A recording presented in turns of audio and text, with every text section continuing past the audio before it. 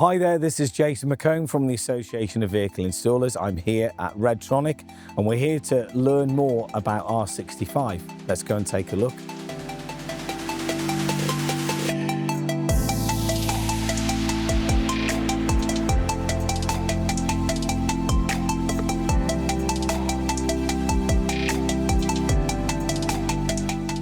So I'm here at Redtronic's HQ and I'm here with Steve. Steve's going to explain to us what R65 is all about. So Steve, over to you. So firstly, it needs to be made by a branded producer and then marked and identified properly that that producer has manufactured that lamp to the correct standards. It needs to meet the R10 approval, which is the emissions for EMC, to ensure that you're not going to cause any problems with radios.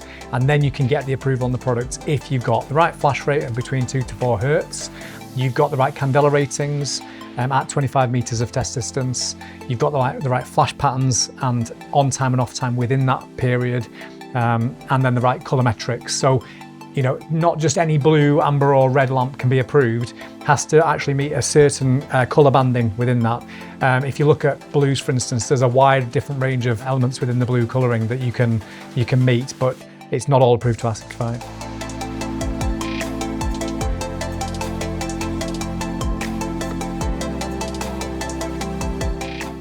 Fine, so we're in a photometric lab at Redtronic. This simulates a 25 meter test distance that's required for the R65 standard.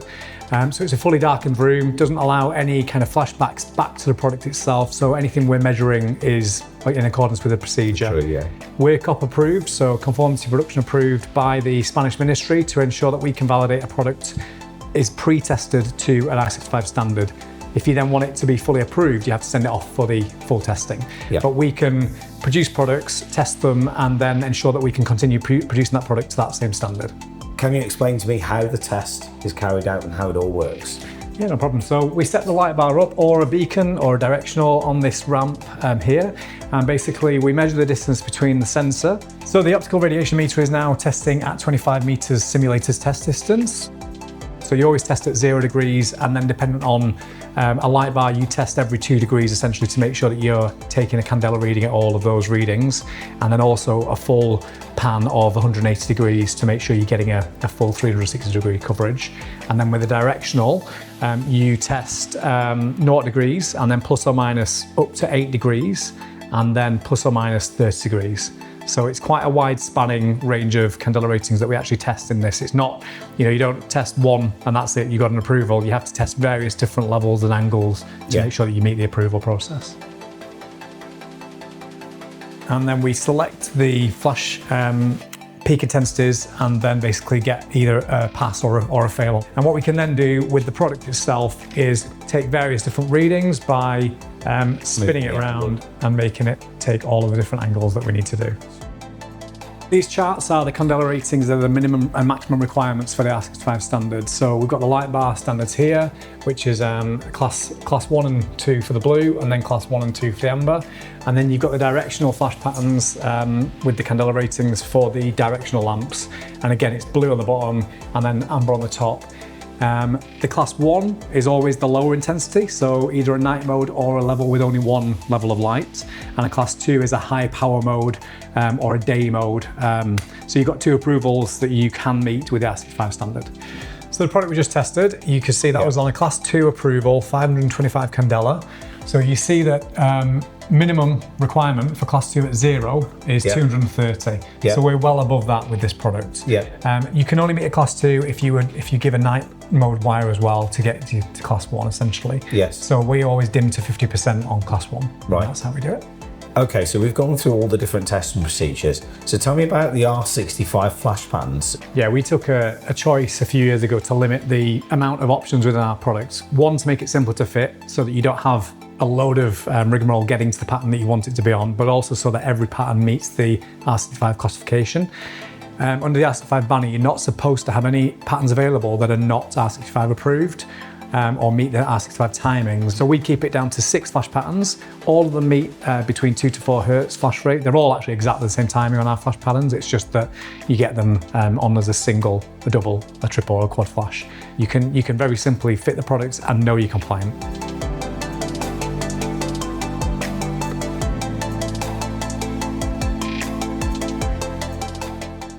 So tell me how you make sure that all the Redtronic products that you do as part of R65 actually comply then continuously. So we get audits every 2 years by the Spanish Ministry to ensure that we're meeting the homologation standards that we've set in place for that product. So we have to comply by meeting a test standard every 6 months of every product that we manufacture. And we have to do a few samples of each of those products to ensure that we're still manufacturing them to the correct candela rating, adequate distance, correct frequencies, etc. So what we're ensuring is that the product that was tested originally is still the product that is compliant and we're producing now. You can only get conformity production certificates if you manufacture the product yourself. So is placement really important for an installer? Because I've noticed that it is really key to make sure that we get this 360 view. It's really easy to do that as a light bar, but when you're doing an unmarked car, that's a real challenge. I guess that's why light bars exist, because you guarantee 360 in one form. The rest of the products for more covert operations are requiring to cover many more angles because you've got placement at very restricted viewing points. So you'd have to be really keen on ensuring you're covering all angles. So what are the implications if you are using lights that aren't R65? So the R65 standards have been put in place to ensure that the light is visible at a certain distance, at a certain intensity by road users essentially. It's there for safety. It's there to avoid dazzle in situations where it's not supposed to be there. So there's important factors. Obviously you can have some very intense kind of wild flash patterns on products that are not approved or the flash patterns aren't approved, but that's for a reason, because they could induce those kind of issues. So there are some other misconceptions. One of the things I hear quite a lot about is flash patterns, and I know you've mentioned about the frequency, but can you tell me a bit more about how we can understand if a flash pattern is compliant with R65?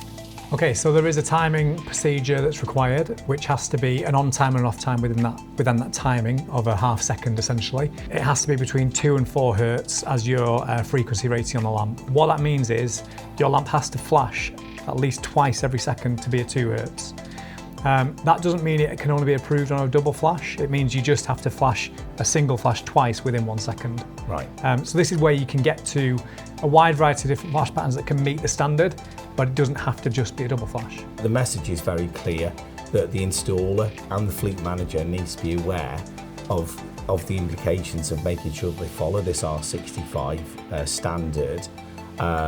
Because at the end of the day, it's awareness. It's to make sure that other road users are aware of a vehicle that's either stationary on the side of the road for ambers, that a blue light vehicle is then trying to pass through with as much light as possible that's allowed in order to get them passed through. I totally agree. I think the takeaway comment has to be that we're not just selling flashing lights, and it's not just the brightest light that fits. It has to be approved to a standard, because then there's a known output and you know that you're saving lives with fitting the correct product in that position. So I've had a really great time at Redtronic, and thanks very much for all your hospitality here. But thank you very much for watching, and we'll see you again soon.